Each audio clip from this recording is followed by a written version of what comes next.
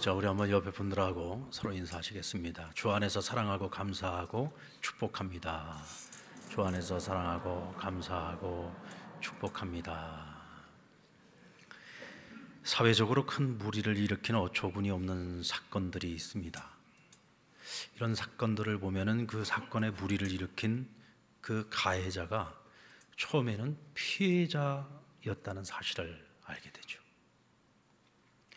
대부분의 가해자들이 처음부터 가해자가 별로 없어요. 원래 그들이 피해자였습니다. 가해자가 처음 피해자였을 때에 그에게 피해를 주었던 사람들이 미안하다, 이 한마디 말만 하고 넘어갔어도 어쩌면 거기서 모든 것이 정리되고 끝날 수 있는데, 그 말 한마디를 못하고 1차 가해자가 자신이 마땅히 해결해야 될 문제를 해결하지 못하고 사과하지 못하고 그것을 마무리하지 못했을 때에 결국은 2차, 3차 피해자가 생기게 되는 거고 사회적으로 무리를 일으키게 되는 겁니다. 성경에 나오는 사건 중에 다윗 왕의 장남이었던 암논이라는 사람이 있는데, 그가 자신의 의붓 여동생인 다말을 짝사랑하게 됩니다. 뭐 마음으로 짝사랑하는 거야 그건 누가 뭐라고 하겠습니까? 그런데 결국은 그 마음을 극복하지 못하고 그의 여동생 다말을 겁탈하는 사건이 일어납니다. 이건 믿음의 가정에서 절대로 일어나서는 안 될 범죄가 일어나게 된 거죠. 게다가 암논은 다말을 폭행하고 난 후에 마치 다말을 더러운 창녀 취급을 하면서 그 집에서 내쫓습니다. 다말은 몸과 마음에 큰 상처를 입게 되고 결국 멘탈이 붕괴되면서 정상적인 삶을 살아가기가 어렵게 되었습니다. 근데 그 모습을 지켜보고 있던 친오빠였던 압살롬의 그 마음속에 그 동생을 바라보면서 얼마나 분노가 끓었겠습니까? 그래서 결국 내가 반드시 저놈 암논을 내 손으로 쳐 죽이겠다 마음을 먹고 계획을 세워서 결국은 암논이 압살롬에 의해서 죽임을 당하게 됩니다. 그리고 이 가정에 이와 같은 불상사가 일어났을 때 이 일을 제대로 처리하지 않았던 아버지에 대한 분노가 결국은 훗날 압살롬의 아버지의 그 왕권을 찬탈하기 위한 쿠데타로 이어지게 되고, 그 실패한 쿠데타는 결국 압살롬마저도 세상을 떠나게 만들었습니다. 이 모든 불행의 시작은 암논으로부터 시작이 되었죠. 1차 가해자였던 이 암논이 만약 자신이 한 일을 나중에라도 후회를 하고 다말에게 용서를 구했다든지 혹은 그 마음을 달래기 위해서 또 책임 있는 행동을 보여줬다면 어쩌면 그 불행은 거기서 잘 정리될 수도 있었을 겁니다. 뿐만 아니라 아버지 다윗이 그 모든 사건의 전말을 들었을 때 비록 그것이 자기 아들과 딸 사이에서 일어난 일이었지만 아버지로서 공정한 판단을 하고 공정한 처리를 했다면 어쩌면 이 가정에 일어날, 또 국가적으로 일어날 그 모든 불행한 일들을 미리 막을 수 있었을 것입니다. 그런 의미에서 보면 모든 문제를 가장 빠르고 쉽게 해결할 수 있는 사람은 그 일을 저지른 1차 가해자예요. 그런데 거의 대부분 보면 1차 가해자들이 책임을 지고 문제를 해결하는 경우는 거의 없습니다. 그래서 1차 가해자가 그 문제를 해결하지 못했을 때는 그 가해자와 가장 가까이 있는 사람, 또 그에게 영향을 줄 수 있는 사람들이 옆에서 나서서라도 그 문제를 바로잡기 위한 노력을 한다면 어쩌면 더 큰 문제로 발생할 수 있는 일을 미리 사전에 막을 수 있을 겁니다. 그러지 않으면 작은 불로 끌 수 있는 불을 강물을 쏟아부어도 해결할 수 없는 큰 불로 번지게 되는 거죠. 사람은 누구나 실수할 수 있고 잘못을 저지를 수 있어요. 하지만 그 실수를, 그 잘못을 어떻게 대처하느냐에 따라서 그 결과는 전혀 다른 결과가 나올 수 있습니다. 다윗의 가정을 보면 참 안타까워요.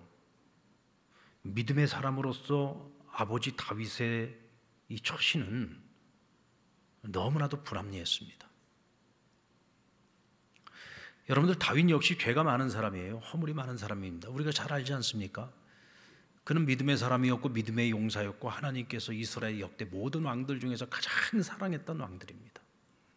심지어 예수 그리스도의 모형으로까지 불리워지는 그런 존재죠. 위대한 인물입니다. 그럼에도 불구하고 그에게는 많은 죄와 허물이 있었어요.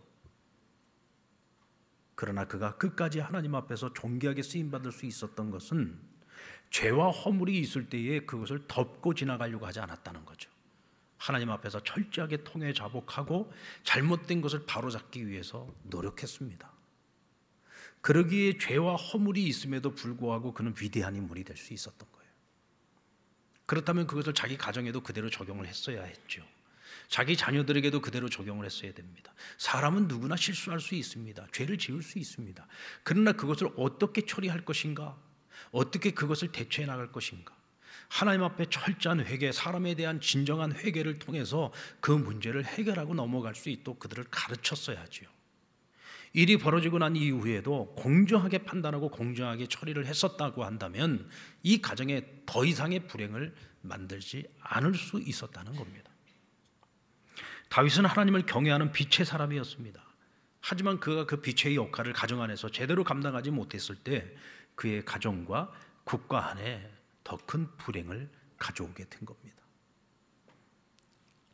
어두움의 사람으로서의 1차적 존재보다 빛의 사람으로서의 1차적 존재는 그 사명이 훨씬 더 크고 책임이 훨씬 더 크다고 할 수 있어요. 여러분 아까도 말씀드렸던 것처럼 어두움에 있어서 1차적 책임을 가지고 있는 사람들은 거의 대부분이 그 문제를 스스로 해결할 수 있는 힘이 없어요. 왜냐하면 자신이 무슨 짓을 저질렀는지도 잘 모르고 자신이 저지른 죄가 얼마나 끔찍한 범죄인지를 잘 몰라요. 내가 저지른 이 실수 때문에 사람들이 얼마나 큰 피해를 입을 수 있는지를 스스로가 잘 분별을 못합니다. 그러기에 1차 가해자에게 책임을 묻기 이전에 우리는 먼저 빛의 사람으로서 세상에 빛을 비춰야 되는 그런 책임을 가지고 있는 사람들의 1차적인 책임이 훨씬 더 중요하다. 빛의 사람들이 그 책임을 감당하지 못했을 때에 이 세상은 희망이 없습니다. 소망이 없어요. 바로 그 빛의 사명을 누가 가지고 있느냐? 오늘 이 땅을 살아가는 예수 그리스도 안에 있는 하나님의 자녀들입니다. 그리스도인들이죠. 그들은 빛의 자녀이기 때문입니다. 자, 오늘 본문의 말씀에 보면은 사도 바울은 이 땅을 살아가는 그리스도인들에게 너희는 그리스도 안에서 빛이다 라고 말씀하시면서 너희는 빛의 자녀들처럼 살아야 된다라고 당부하고 있습니다. 빛은 감추어질 수 없지요. 빛은 자신을 위해서 존재하는 것이 아니라 어두움을 비추는 빛이 되어야 합니다. 그것이 빛의 역할입니다. 그러므로 빛은 좋든 싫든 세상에 드러나게 되어 있고 반드시 어두움을 밝히는 역할을 해야 하는 거죠. 이것이 오늘 우리의 사명인 것입니다. 바울은 이와 같이 빛의 사명을 감당하기 위해서 우리가 반드시 해야 할 일 3가지를 우리에게 알려주고 있는데 그 첫 번째는 어두움에 참여하는 자들과 함께하지 말라는 거예요. 어두움에 참여하는 자들과 함께하지 말아라. 이 말은 빛의 자녀인 그리스도인들 가운데서도 어두움에 참여하는 자들이 있다 없다? 있다는 거예요. 겉모습은 빛의 자녀인데 속사람은 너무 어두워요. 전혀 밝지를 못합니다. 그래서 어두움에 참여하든지 아니면 어두움에 대해서 그냥 눈을 가리우고 못 본 채 하면서 그냥 덮어버리고 지나가 버리든지, 이런 그리스도인들이 세상 속에 너무나 많다는 거죠. 그래서 오늘 바울은 우리에게 권면하고 있는 거예요. 너희는 절대로 어둠에 참여하는 자가 되지 말고 그 어둠에 참여하는 자들과 함께해서는 안 된다라고 당부하고 있는 겁니다. 현재 우크라이나를 침공해서 수많은 사람을 학살하고 악행을 저지르고 있는 푸틴에 대해서 러시아 정교회 총주교가 지지 성명을 발표했어요. 우리는 지지한다. 푸틴을 지지한다. 그리고 그 푸틴을 위해서 특별 미사를 집리하기도 했습니다. 이 얘기는 무슨 얘기냐면 러시아를 대표하는 러시아 종교, 이거 기독교죠. 동방종교입니다. 그 동방종교의 수장이 오늘 푸틴이 한 일에 대해서 그 정당성에 대하여 인정을 한 거예요. 우리는 그를 지지한다. 이것은 교회가 곧 푸틴을 지지한다는 얘기거든요. 이것은 러시아 국민 대부분이 러시아 종교회를 믿고 있어요. 그러니까 러시아 국민 대부분이, 대다수가 푸틴을 지지한다는 얘기입니다. 뭐 이 전쟁을 일으킨 것에 대해서 정치 경제적으로 푸틴이 이런 전쟁을 일으킬 수밖에 없었다라고 정당성에 대해서 또 합리성을 가지고 이야기하는 사람들도 없지 않아 있는 것은 사실입니다. 그러나 여러분, 인도적 차원에서 볼 때 푸틴이 저지른 범죄는 어떤 이유로도 정당화될 수 없고요, 이것은 반인륜적인 범죄 행위라고 밖에는 말할 수가 없죠. 그런데 이와 같은 범죄를 교회 수장이 옹호하고 나선다면 이는 교회가 범죄자를 옹호하는 것이고 신자들을 어두움에 참여하도록 만드는 겁니다. 과거 독일의 히틀러를 옹호하고 독일 국민들을 히틀러의 망상에 사로잡히게 만들었던 가장 큰 역할을 했던 사람들이 독일 교회 지도자들이었습니다. 교회 지도자들이었어요. 이와 같은 어영교회들이 어두움에 참여하는 자들이 되었을 때에 결국 유럽 전체를 불바다가 되게 만들었고 인류 역사상 가장 끔찍한 전쟁 범죄를 범하게 만들었죠. 왜 빛의 자녀가 어두움을 보고도 모른 채 합니까? 왜 이 어두운 자들과 결탁하는 걸까요? 에베소서 4장 22절에 보면 너희는 유혹의 욕심을 따라 썩어져가는 구습을 따라는 옛사람을 벗어버리고 그랬어요. 다시 말하면 우리가 빛의 자녀요, 하나님의 자녀요, 그리스도인인데도 불구하고 우리가 어두움과 결탁하고 어두움에 참여하는 자가 된다. 그것은 이유가 뭘까? 우리 안에 여전히 육체의 정욕을, 육체의 욕심을 버리지 못했기 때문이다. 그래서 그리스도 안에서 우리는 이미 새 사람이 되었는데도 불구하고 새 사람으로 살아가는 것이 아니라 옛사람에 여전히 매여서 살아가고 있다는 것이죠. 그러니까 겉으로 볼 때는 빛의 자녀처럼 보이지만 그 속사람은 여전히 허망하고 총명이 어둡고 마음의 생각이 굳어 있어서 하나님의 생명으로부터 이탈되어져 있는 것입니다. 사실 이와 같은 사람들은 불신자보다도 하나님에 대해서 더 원수 같은 사람들이에요. 왜 그렇습니까? 속과 겉이 달라요. 겉으로 볼 땐 그리스도인이에요. 굉장히 경건한 사람처럼 보여요. 거룩한 자들인 것처럼 보입니다. 그러나 그의 삶은, 그의 행위는 전혀 그렇지 못하죠. 여전히 세상의 욕망과 거짓으로 똘똘 뭉쳐진 인생을 살아가고 있습니다. 그와 같은 한 사람으로 인해서 그리스도의 빛이 퇴색당하는 거예요. 그 한 사람으로 인하여 하나님께 영광을 올려드리는 것이 아니라 오히려 하나님을 욕되게 하는 것입니다. 여러분, 스펙트럼은 빛을 다양한 형태로 나타내는 도구예요. 빛이 스펙트럼을 통과하게 될 때에 그 스펙트럼이 어떤 색을 가지고 있느냐에 따라서 빛의 색깔이 달라집니다. 때로는 그 빛을 굴절시키기도 하죠. 그래서 이 스펙트럼이 굉장히 중요한 거예요. 그리스도의 빛이 우리를 통해서 세상에 투영됩니다. 이때 오늘 우리의 삶이 어떠한 삶을 살아가고 있느냐에 따라서 그리스도의 빛의 색깔이 달라지는 것입니다.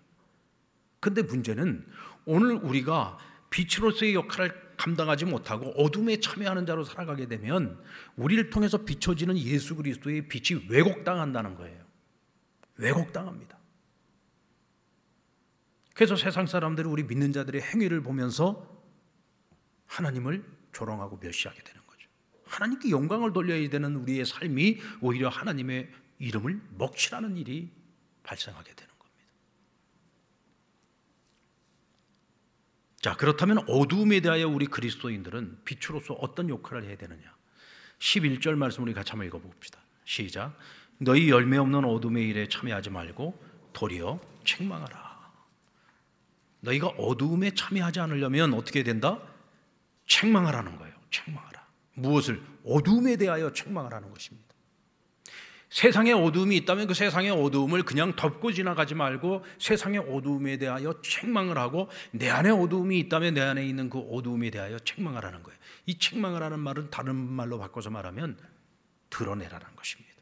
감추지 말아라, 은폐하지 말아라. 그 죄와 그 어두움을 드러내라는 거예요. 여러분, 죄가요, 드러났을 때 이 문제를 해결할 수 있는 것이지 은폐되고 감추어져 있는 죄는 절대로 해결하기가 어렵습니다. 시간이 지나가면 지나갈수록 어떻게 돼요? 곪고 그것이 다 썩어가지고 처음에는 도료만 내면 되는 것이 나중에 어떻게 돼요? 잘라내야지 되는 일이 발생할 수 있어요. 저희 상남교에서 북중 비전 트립을 처음 갔을 때 북한에서 한겨울에 두만강을 건너오다가 이 동상에 걸린 탈북자 두 사람이 있었어요. 근데 이분들이 이 동상 걸린 걸 치료를 하지 못하고 계속해서 벌목장에서 일을 하다가 이 두 다리가 다 썩어버린 겁니다. 그래서 그 중국에 있는 보건병원에서 이 두 사람을 데려다가, 이게 이제 뭐 불법 체류자들이니까 은밀히 데려다가 수술을 해줬어요. 그때 저하고 저희 아내하고 우리 장로님하고 세 사람이 같이 가서 그분들을 만났는데, 두 분이 똑같이 침대에 누워 있는데 두 다리가 전부 다 두동강에 나 있어요. 완전히 이 엉덩이 아래로 다리가 하나도 없어요. 다 잘라버린 거예요. 처음에 동상에 걸렸을 때 치료를 했었으면 그냥 간단한 치료로 끝날 수 있는 것인데, 그거를 그냥 방치해두고 있다 보니 나중엔 다 썩어서 전체를 다 잘라내버려야 되는 거예요. 여러분, 죄라는 것이 그렇습니다. 어둠이라는 것이 그렇습니다. 그것을 처음 도려내는 아픔이 분명히 있어요. 그러나 그 아픔이 두려워서 그것을 도려내지 못하면, 그것을 그냥 덮어버리고 가게 되면 나중에는 작은 물로 끌 수 있는 불을 나중에는 강물을 갖다가 부어도 끌 수 없는 큰 불이 되고 마는 거예요. 제가 왼쪽 어금니에 사랑니가 있습니다. 이 사랑니를 뽑아야 되는데, 사실 이제 뭐 몸이 피곤하거나 이게 면역력이 떨어지면 항상 이 사랑니 쪽에 이게 이제 염증이 생겨가지고 항상 막 머리가 아프거나 또 뭐 잇몸이 붓거나 굉장히 아프고 고통을 받아요. 그런데도 이 사랑니를 뽑는 게 두려워요. 사실은 뭐 사랑니 뽑는 게 제가 뽑습니까? 의사가 뽑지요. 이거 뭐 잠깐만 그 고통을 참으면 되는데, 그게 싫어가지고 지금까지 계속 남겨두고 있는 거예요.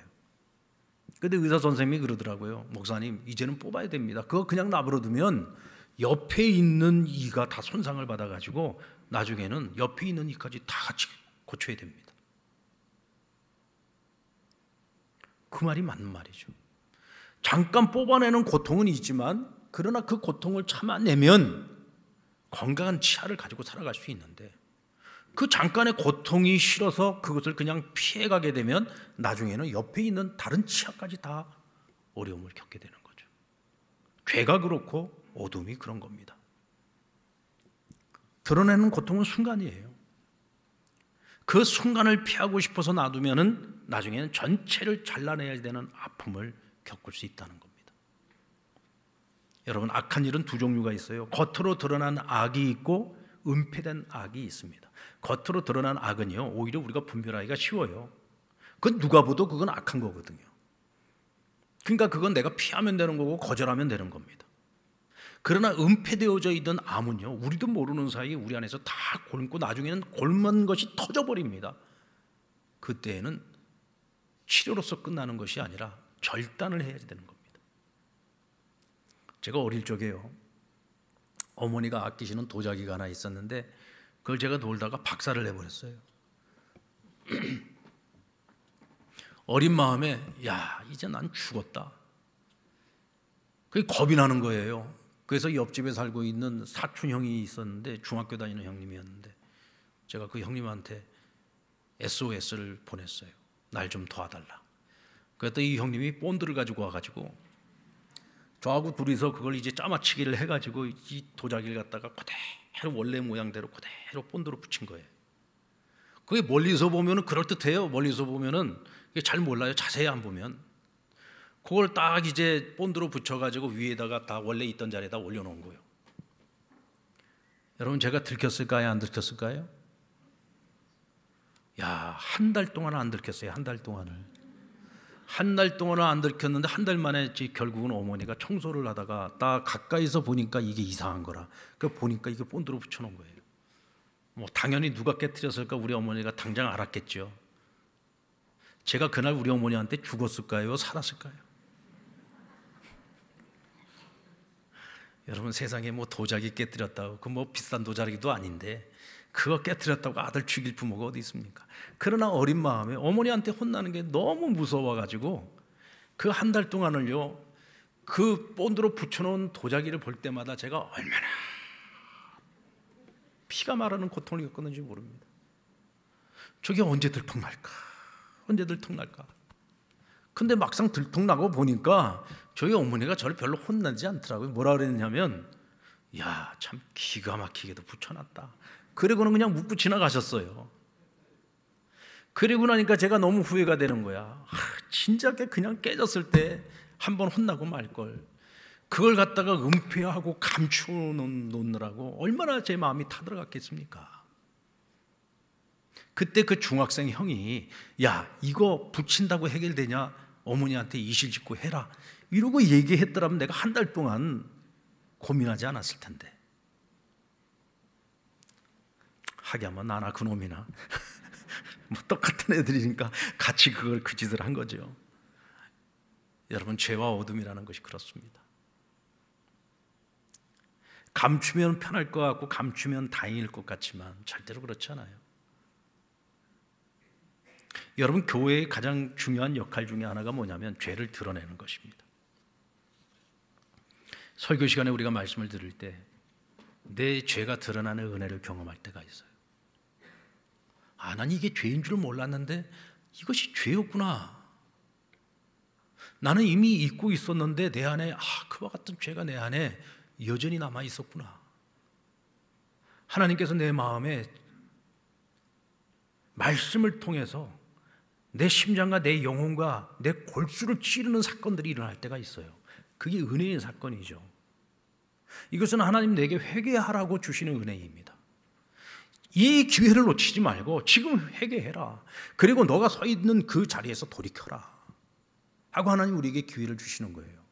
그런데 그 순간마저도 우리가 순종하지 않고 그냥 은폐해버리고 넘어가게 되면 우리는 나중에 돌이킬 수 없는 상황이 우리에게 찾아올 수 있습니다.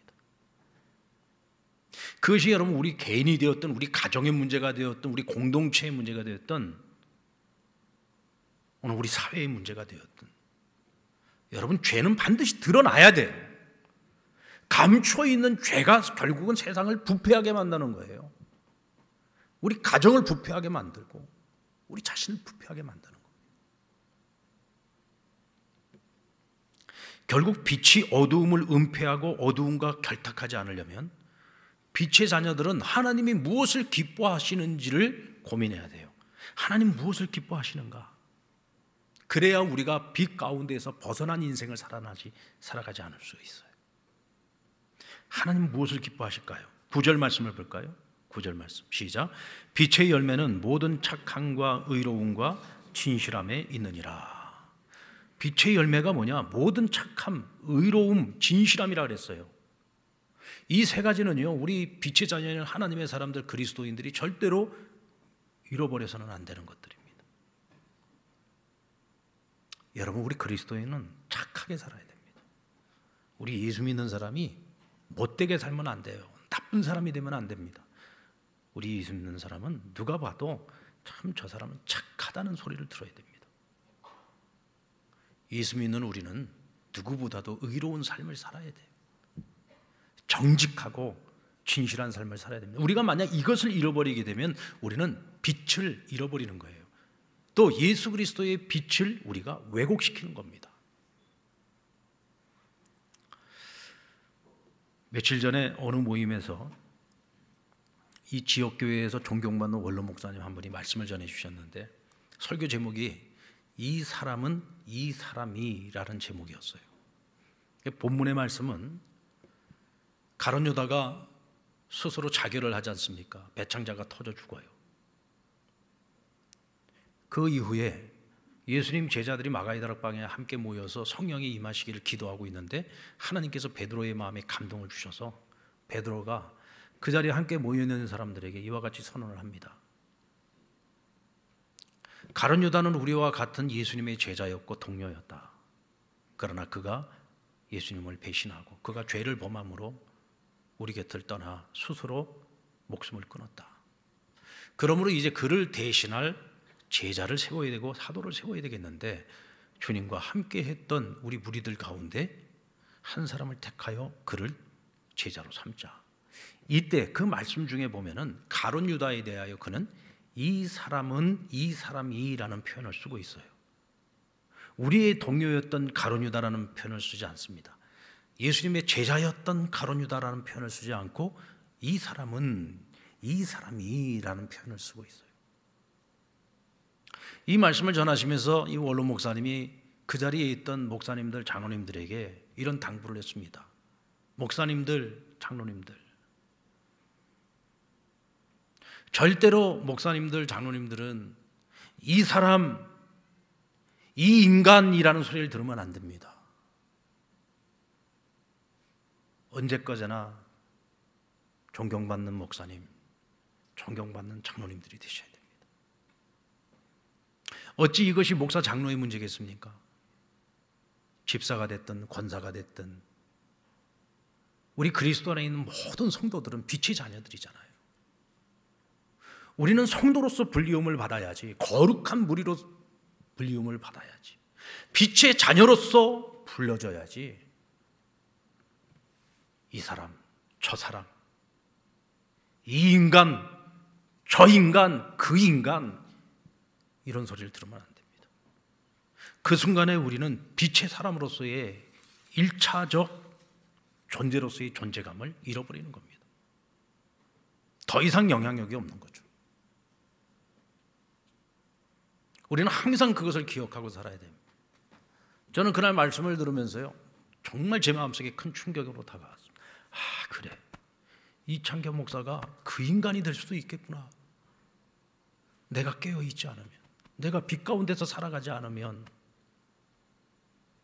내가 이 정직함과 진실함을 잃어버리고 의로움을 잃어버리고 착한 행실을 잃어버린다면 한순간에 목사가 저 인간이 될 수도 있겠구나.